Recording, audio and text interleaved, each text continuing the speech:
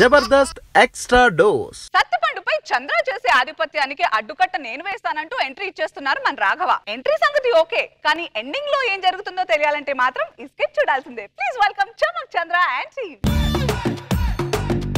కౌసల్యా సుప్రజా రామ పూర్వ సంధ్యా ప్రవర్తతే.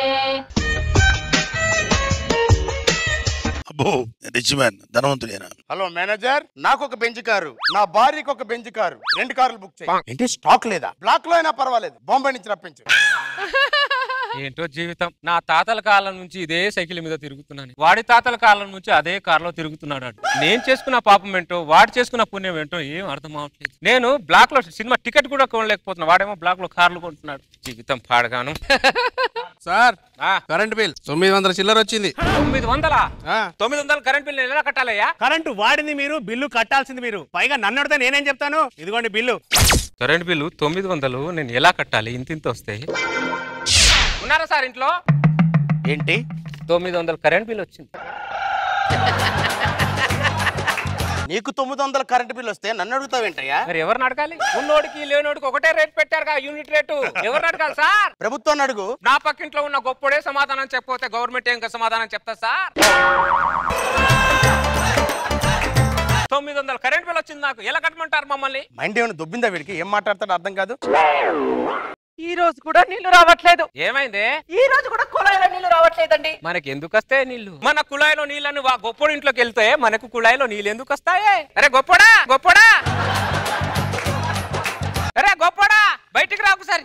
ఏంటండి? ఏడి మీ ఆయన? ఆయన స్విమ్మింగ్ పూల్ లో స్నానం చేస్తున్నారు. ఓ, స్విమ్మింగ్ పూల్ లో స్నానం చేస్తున్నాడా?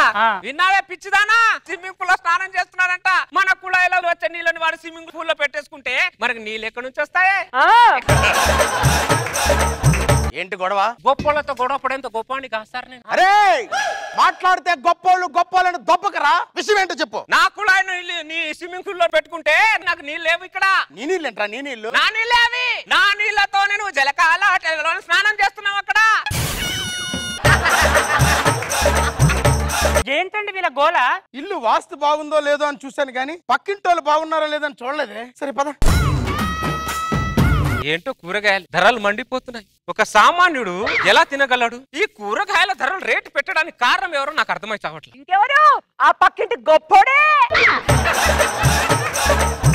ఒరే గొప్పడా, రారా బయటికి. ఏమైందమ్మా మళ్ళీ? కూరగాయల ధరలు ఏమో పెరిగాయట, దాని గురించి మాట్లాడాలట. కూరగాయల ధరలు పెరిగాయా? కూరగాయలు పండించేది నేను కాదు, అమ్మేది నేను కాదు. కూరగాయల ధరకి నాకు ఎటువంటి సంబంధం లేదురా. నీకే ఉంది.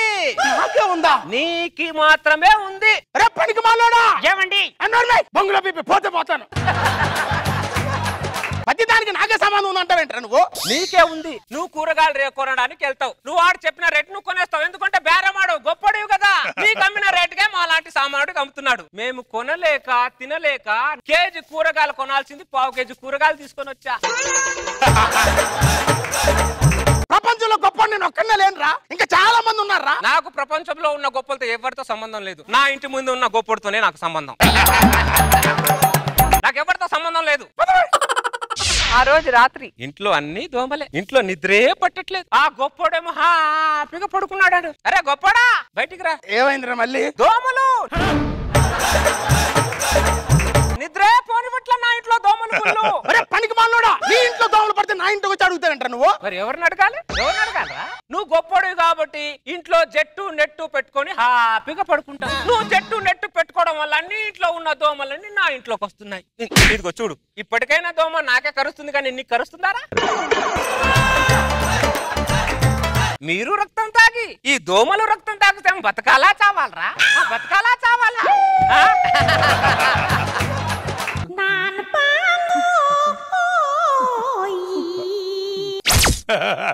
ఏమండి?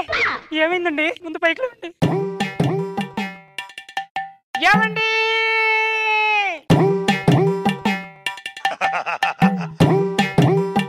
అన్నయ్య, అన్నయ్య, అన్నయ్య, మా అన్నయ్యకి ఏమైంది డాక్టర్? మీ అన్నయ్యను ఒకడు. ఎవరు డాక్టర్ వాడు? ఈడే. అన్నయ్య, నిన్ను ఈ స్థితికి తెచ్చింది వీడేనా? మా అన్నయ్యని ఎంతలా హింసించి హింసించి ఈ స్థితికి తీసుకుని వచ్చిన నేను కూడా హింసించి హింసించి టార్చర్ లో పీక్స్ చూపించి వాడిని పిచ్చివాడిని చేస్తాను. అలా చేయకపోతే నేను ఈ సత్తిపండు తమ్ముడు జామ్ పండునే కాదు. మేనేజర్, అర్జెంట్ గా మా ఆస్తులన్నీ వాడి పేరు మీద రాసి వాడిని కోటీశ్వరుని చేయి. మమ్మల్ని గంజి కూడా దొరికిన పేదవాళ్ళని చేయి.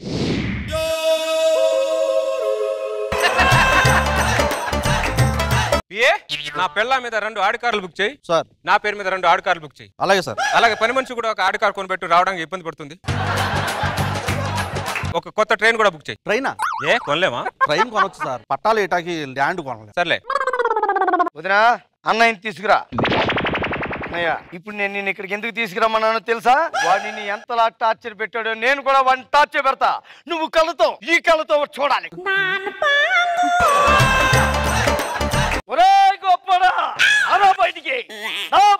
మళ్ళీ ఏంటి? 20 రూపాయలు కిలో ఉండే చికెన్ మీలాంటి గొప్పలు రోజుకి 4 సార్లు తిని 200 రూపాయలు అయిపోయింది. 200 రూపాయలు పెట్టి మళ్ళీ సామాన్యుడు ఎలా తినగలడు, ఎలా కొనగలడు? నీకు చికెన్ కొనుక్కునే స్తోమత లేనప్పుడు ఎవరా నీకు చికెన్ తినమన్నాడు? 2 టమాటాలు తీసుకొని పిసుక్కొని చారు చేసుకోరా. ఒక ఉల్లిపాయ కోసుకొని పప్పు చారు చేసుకోరా. ఎవరా నీకు చికెన్ తినమన్నాడు?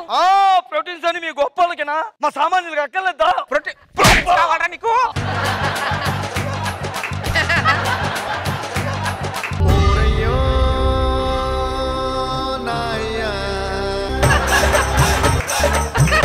చిన్నయ్య అయిపోయింది. పెద్దయ్య, మన ఇద్దరికి ఏమైంది? మా అన్నయ్యలకి ఏమైంది డాక్టర్? మీ అన్నయ్యల్ని ఒకడు అవునా? మా అన్నయ్యలిద్దరిని మానసికంగా హింసించి ఈ స్టేజ్ కి తీసుకొచ్చిన వాడిని వదలను. వాడిని టార్చర్ పెట్టి మిమ్మల్ని మామూలు మనుషులు చేయకపోతే నా పేరు సత్తిపండు జాంపండు తమ్ముడు రేగిపండే కాదు. ఒరే గొప్పోడా, బయటికి రారా.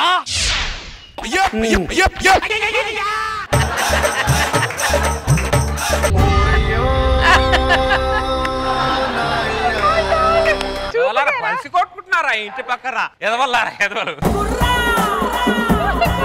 Jabardasth extra dose.